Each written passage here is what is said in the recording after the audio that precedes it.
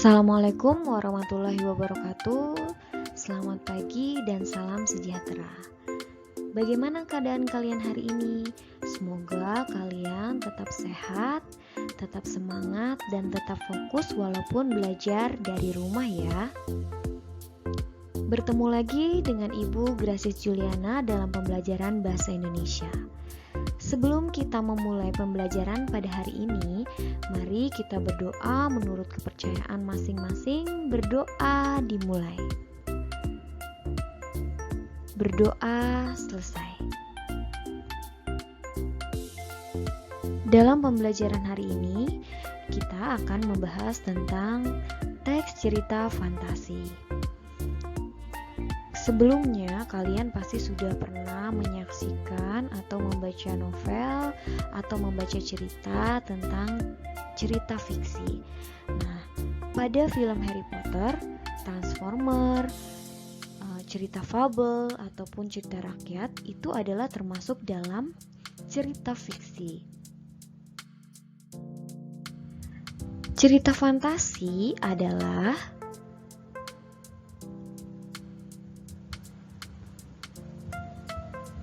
teks cerita fantasi, cerita yang bersifat fiktif atau hayalan, yang bersumber dari imajinasi penulis. Hal-hal yang tidak bisa terjadi dalam dunia nyata dapat terjadi dalam teks cerita fantasi. Teks cerita fantasi memuat hal-hal yang di luar logika. Seperti tadi Ibu sebutkan dari keempat cerita fiksi atau cerita fantasi, itu yang pertama ada Harry Potter. Di dalam dunia nyata tidak mungkin seseorang memiliki kekuatan dari tongkat. Nah, film Doraemon itu juga termasuk dalam cerita fantasi karena dia termasuk dalam cerita fiktif atau hayalan. Ciri umum cerita fantasi. Yang pertama, ada keajaiban atau keanehan atau kemisteriusan. Cerita fantasi mengungkapkan aspek-aspek supranatural atau kemisteriusan, kegaiban yang tidak ditemui dalam dunia nyata. Cerita fantasi berupa cerita fiksi, bergenre fantasi, atau dunia imajinatif yang diciptakan oleh penulis. Pada cerita fantasi, hal yang tak mungkin menjadi mungkin. Biasanya, tokoh dan latar yang diciptakan penulis tidak ada di dunia nyata atau modifikasi nyata. Dalam cerita fantasi menggunakan tema magic, supernatural, atau futuristik. Kedua, ciri umum cerita fantasi yang kedua, ada cerita fantasi memiliki ide cerita. Ide cerita terbuka terhadap daya hayal penulis. Ide penulis tidak dibatasi oleh realitas atau kenyataan. Ide cerita juga berupa irisan dunia nyata dan dunia hayal yang diciptakan pengarang. Ide cerita terkadang bersifat sederhana, tetapi mampu menciptakan pesan yang menarik. Dalam tema cerita fantasi, tadi sudah Ibu sebutkan ada magic, supranatural, atau futuristik. Contohnya, cerita fantasi yang memiliki ide cerita, ada seekor singa bertempur dengan manusia untuk memperebutkan seorang anak. Ide cerita tersebut terdapat dalam film Jungle Books. Yang ketiga, menggunakan berbagai latar lintas ruang dan latar waktu. Peristiwa yang dialami tokoh terjadi pada dua latar yang ada dalam kehidupan sehari-hari dan latar yang tidak ada dalam kehidupan sehari-hari. Alur dan latar cerita fantasi memiliki kekhasan. Rangkaian peristiwa cerita fantasi menggunakan berbagai latar yang menerobos dimensi ruang dan waktu. Jalinan peristiwa pada cerita fantasi berpindah-pindah dari berbagai latar yang melintasi ruang dan waktu. Yang keempat, dalam cerita fantasi memiliki kesaktian atau tokohnya unik. Tokoh dalam cerita fantasi biasanya unik dan tidak ada dalam kehidupan sehari-hari. Tokoh cerita memiliki kesaktian tertentu. Tokoh mengalami peristiwa misterius yang terjadi pada kehidupan sehari-hari. Tokoh mengalami kejadian dalam berbagai ruang dan waktu. Ciri umum cerita fantasi yang kelima, bersifat fiksi. Cerita fantasi bersifat fiktif atau bersifat fiksi, bukan kejadian nyata. Cerita fantasi bisa diilhami oleh latar nyata atau objek dalam kehidupan sehari-hari, tetapi diberi fantasi. Fantasi yang digunakan penulis harus sesuai dengan observasi yang telah dilakukannya. Yang terakhir, yang keenam, dalam cerita umum cerita fantasi ada bahasa. Penggunaan sinonim dengan emosi kuat yang bervariasi, kata cukup menonjol. Bahasa yang digunakan variatif, ekspresif, dan menggunakan ragam percakapan sehari-hari. Selanjutnya, dalam cerita fantasi terdapat jenis-jenis cerita fantasi. Yang pertama, ada cerita fantasi total.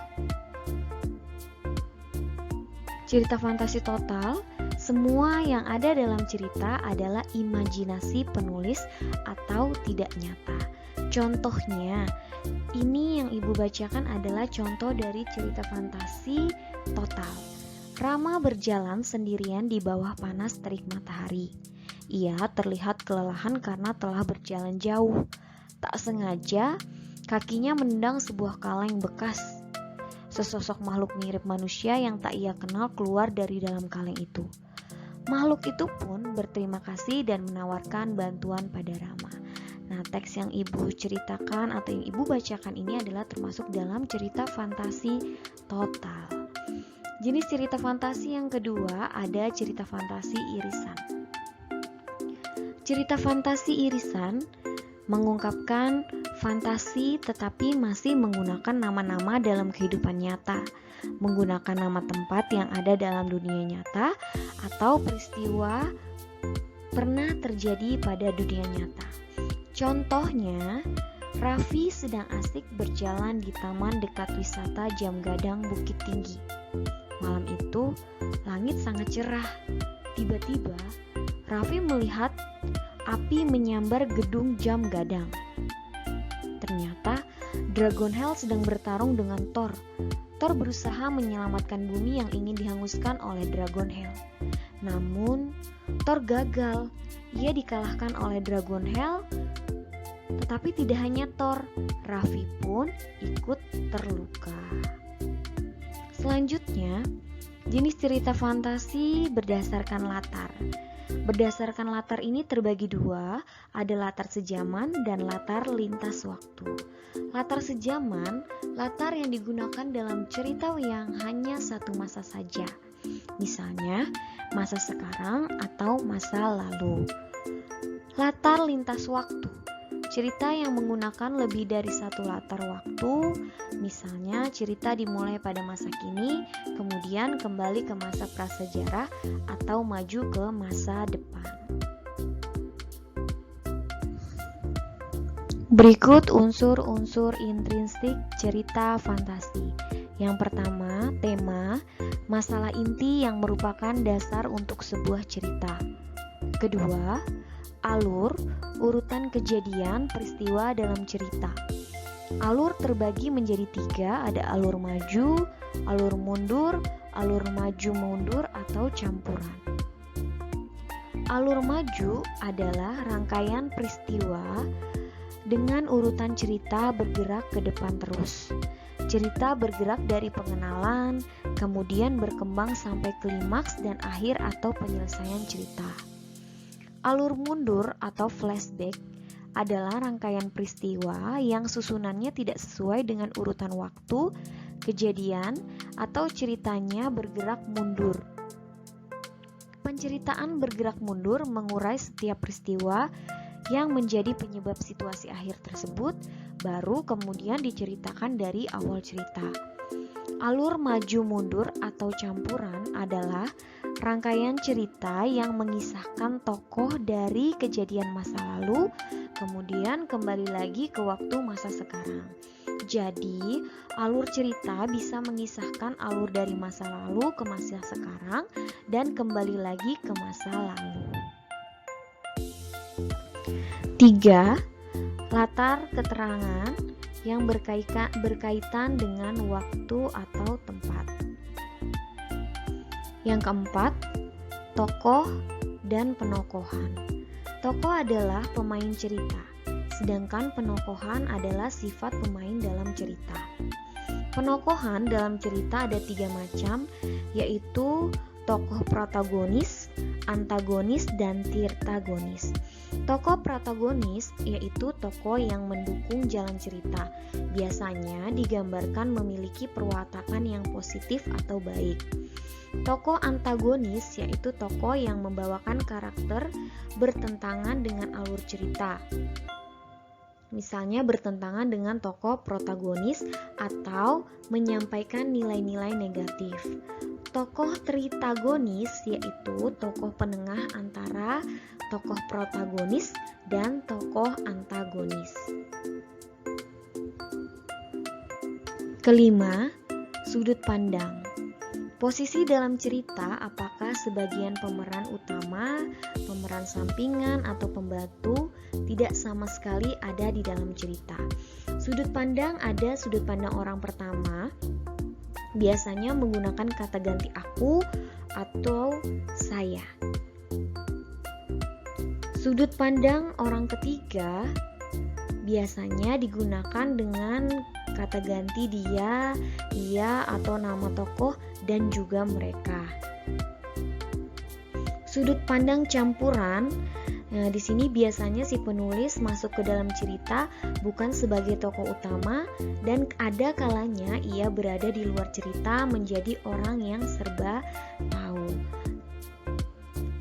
Yang keenam ada amanat. Amanat ini adalah pesan yang terdapat dalam cerita baik tersurat maupun